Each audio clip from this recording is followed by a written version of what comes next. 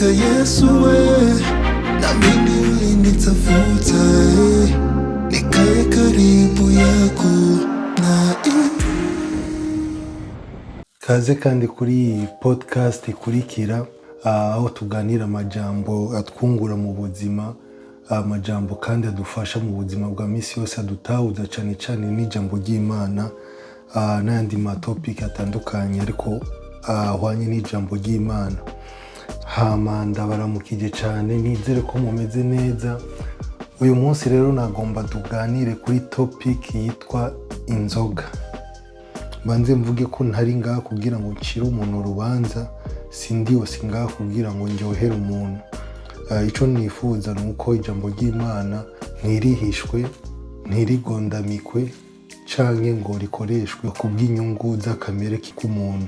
Rapidement nagomba dusome muri gusubira mu byagezwe 14 umurongo wa 24 gushika ku 26 handitse ngo: ariko aho urugendo ruzoba rurerure rukabananira ntimushobore kubishikanayo, igihe Uhoraho Imana yanyu azoba abahaye umugisha, kuko aho hantu azoba yaratoranije ngo ahashire izina ryiwe hazoba hababereye kure, muze mubigure amahera muyatekere, mugende aho hantu Uhoraho Imana yanyu azoba yaratoranije, mushike muyagure ico mwumva mugomba cose, ari inka, ari intama, ari vino, ari inzoga, ari ikindi kintu cose mwumva mugomba, muheze mubirire ngaho nyene imbere y'Uhoraho Imana yanyu, mubisangire nabo mu ngo zanyu munezeranwe. Ndashobora gutangura kumva tension y'abantu bariko baratangura kugira deception no kwidogera mu mutima kubw'iyi jambo mejeje gusoma, ariko niko biri, niko nabisomye kandi ibyo nasomye ndibaza ko ari Kirundi gitahuritse. Kuri Loti na Nowa, abantu bazi iyo histoire ya Nowa, murashobora kwibuka yuko yaranyoye inzoga ku buryo yiyamburaga gahuzu. Ku bantu bazi histoire ya Loti nawe nyene biraboneka ko nawe yanyoye vino, ariko ayinywa ku rugero bituma yibagira n'ahari, bituma yibagira ibintu byose, ntamenye n'ibintu biriko biraba. Aho urashobora guca utangura kwibaza ni mbega ivyo bintu, iyo comportement mbega Imana irabishigikira? Rapidement reka tuce dusoma kuri Abanyefeso 5 umurongo wa 17 gushika 19 nyene havuga: nuko ntimubibivu, ariko mutahure ibyo umwami wacu agomba ibyo ari byo, kandi ntimukaboregwe vino irimo ubuhumbu, ariko mwuzure mpwemu.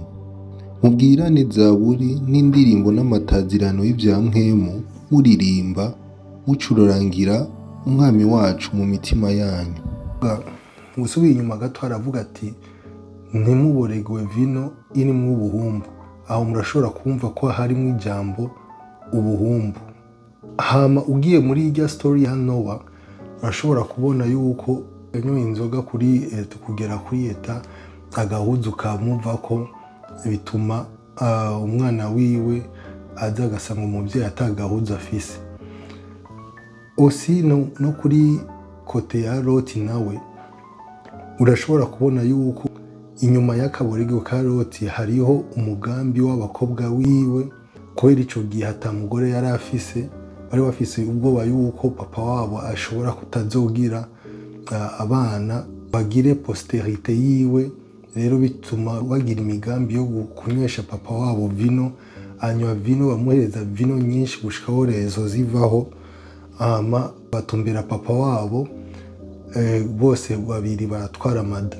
Rero muza papa wabo wavyutse mu gatondo ntiyigeze amenya ico ibyabaye, ariko ndi sûr nakekeranya yuko igihe amenye ibyabaye, c'est sûr yuko bitamuryoheye.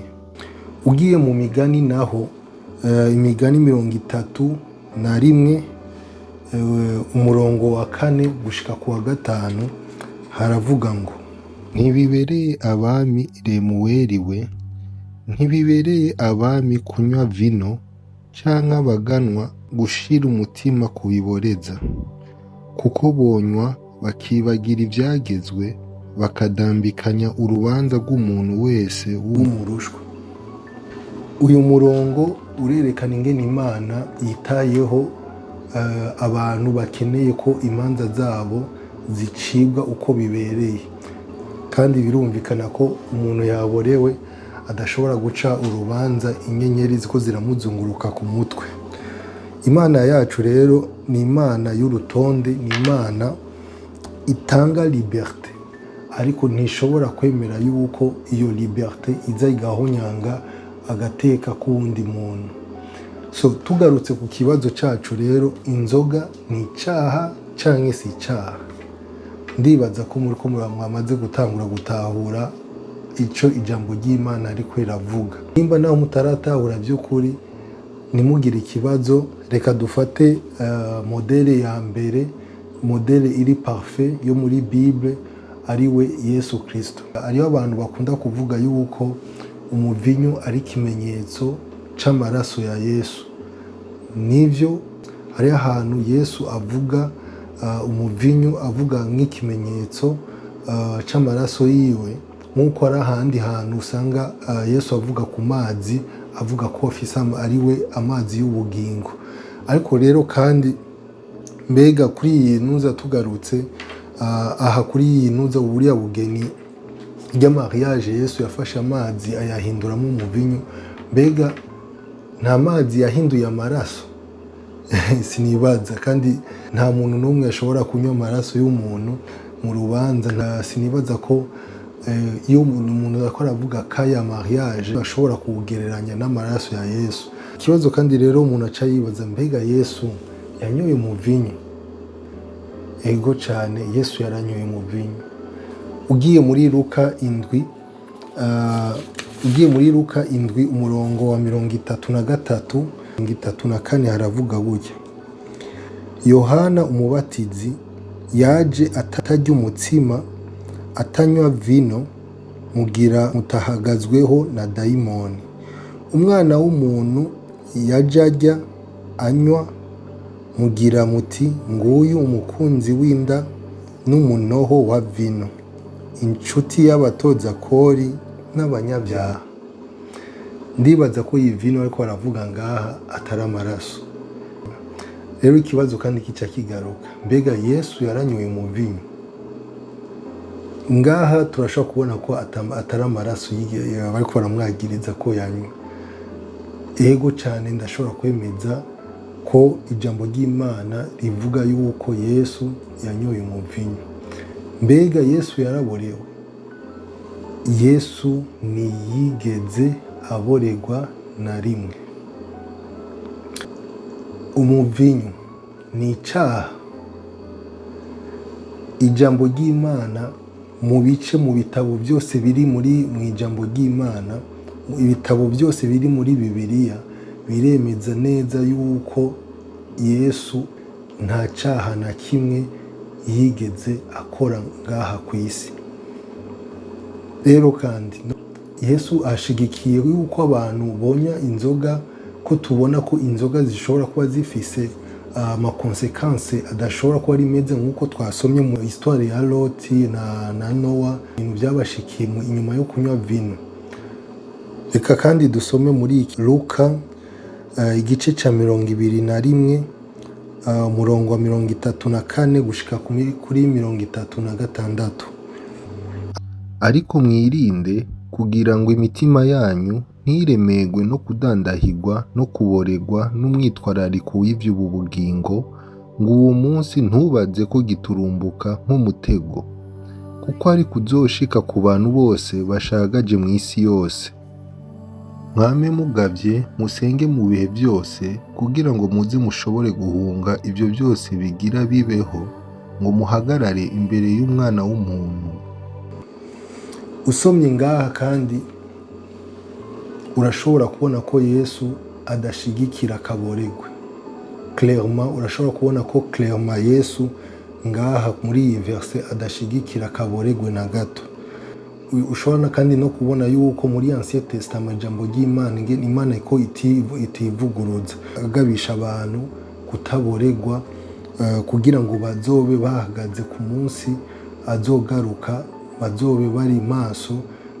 Kandi nk'uko dushobora kandi no kubibona muri iki gisomwa mu gitabo ca Petero 1 igice ca 5 umurongo wa 7 handitse ngo muyikorere amaganya yanyu yose kuko ibababara, mwirinde ibiboreza, mwame mugavye umurezi wanyu ari we wa mugwanizi agendagenda nk'intambwe yivuga arondera uwo arotsa. Mumugwanye mufise ukwizera gushikamye, muzi yuko imibabaro ihwanye n'iyiwanyu ishitswa kuri bene data bari mw'isi. Kandi Imana igira ubuntu bwose yabahamagariye ubwiza bwayo budashira muri Kristo. Nimwaheza kubabazwa akanya gato, izobahingura rwose ubwayo, izobaremesha, ibahe inkomezi. Ububasha bube ubwayo ibihe bitazoshira. Amen. Paulo nawe muri Abikorino 1 igice ca 10 umurongo wa 23 nawe nyine akaca avuga ngo byose turabyemerewe ariko si byose bidufitiye ikimazi canke akamaro. Rero uravye ubuzima bwa Yesu, ibyo yagiye akora, ibyo yagiye avuga, urashobora kubona ko kunywa inzoga canke kutayinywa yagiye ashimikiraho cane. Ariko wewe mu misiyo yari yamuzanye ngaha ikamuzana ngaha ku isi, nuko yagiye abwira abantu nk'uko dushobora kubibona muri iki gitabo ca Matayo 11 umurongo wa 28 gushika kuri 30 haravuga ngo nimuze kuri jewe mwese abananiwe n'abaremerewe ndabaruhura, mwikoreze ingata yanje munyigire ko kuko ndi umugwaneza niyoroheje mu mutima, namwe muzoronka uburuhukiro bw'imitima yanyu. Kuko ingata yanje itababaza n'umutwaro wanje uhahutse bisigura légère mu gifaransa. Usubiye inyuma ku murongo wa 6 yavuze ngo kandi hahigwa uwo ivyanje bitazotsitaza. Hari abantu bashobora kuba banywa inzoga ku bw'impamvu zitandukanye. Ico Yesu yifuza suko igihe ugize ingorane canke igihe ugize ibibazo bitandukanye byo ngaha ku isi, ikintu ca mbere wokwirukira ari inzoga. Ariko ico Yesu yifuza nuko igihe bishitse ukagira ingorane ni iyo ari yo yose, ico ashaka nuko wo mutumbera we, kuko niwe wenyene yaje ngaha kugira ngo aruhure abarushe, niwe wenyene yaje ngaha kugira ngo afashe abantu bose bari mu bibazo batandukanye. Niyo mpamvu yaciye mu buzima butandukanye kugira ngo abashe kudusova. Igihambaye mu kwizera uwo mwami Yesu yaje kugira ngo turonke ubugingo budashira.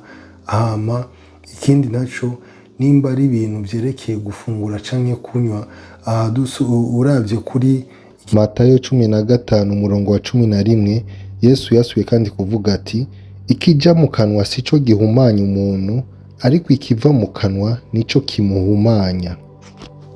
Kubera yuko Yesu ari po yuko abantu baje mu kaboregwe. Mwabashije kubibona mu gihe twasomye muri Luka, nawe nyene avuga neza ko ari contre akaboregwe. Ico cane Imana yifuza nuko ikintu cyose umuntu azokora azoyikore ku bw'icubahiro ciwe, kandi ntihagire umuntu afata position yo kujajinga umuntu. Muri iki gihe hari abantu benshi, harimo n'abakozi b'Imana bajya akabenzi, ariko akabenzi kandi urashobora ari inyama y'ingurube. Ku bantu batazi akabenzi ico ndiko ndavuga, uravye mu myaka ya kera, akabenzi ni inyama y'ingurube Imana yari yarabwiye abanyayisiraheli ko bokwigira kure, boyirinda ntibayishire mu byo bafungura kuko umunsi bazoyirya bazohumana. ariko kandi uravye inyuma gatoya ari ahantu Imana yahaye Petero vision, imwereka biriya bikoko yabujije abanyayisiraheli gufungura. Imana iramubwira ati ica ufungure, aho yariko iratangura kumwereka grâce, igicapo c'ubuntu Imana ariko arashaka kumwigisha Petero, ariko kandi irapresenta izo fungurwa. Petero aramubwira ati Imana urabizi zifungurwa, ibi bintu sinshobora kuzikora kuva navuka, sinshobora gukora ko ibi bintu bihumanye. Imana iramubwira ati ikintu jewe nahumanuye nta muntu ashobora kugihumanya. Amasanse yose nuko Imana imeze, ikintu Imana yahumanye nta muntu ashobora kugihumanura, kandi ikintu Imana yahumanuye nta muntu ashobora kugihumanya.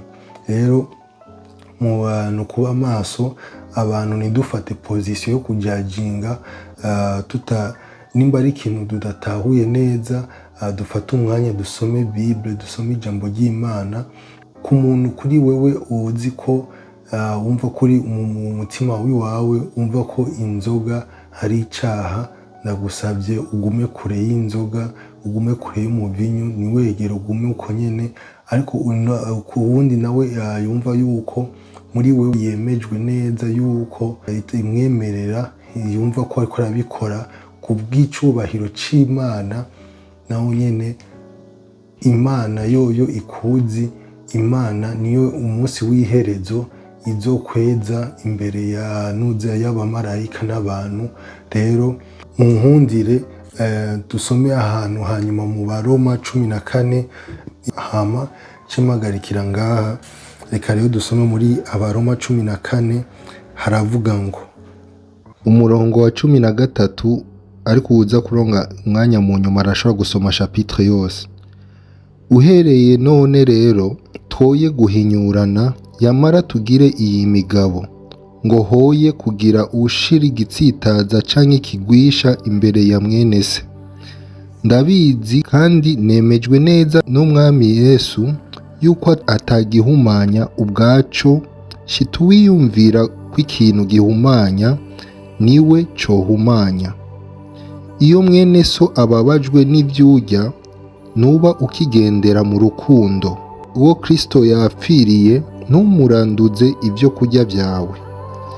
Iciza canyu coye gutukwa, kuko ubwami bw'Imana atari ukurya no kunywa, ariko ntukugororoka, n'amahoro, n'umunezero byo muri mpwemu yera. Ukorera Kristo atyo ahimbara Imana, kandi n'abantu baramwemera. Nuko dukurikire iby'amahoro n'ibyo gukomezanya. Nimusenyure igikorwa c'Imana kubw'ibyo kurya.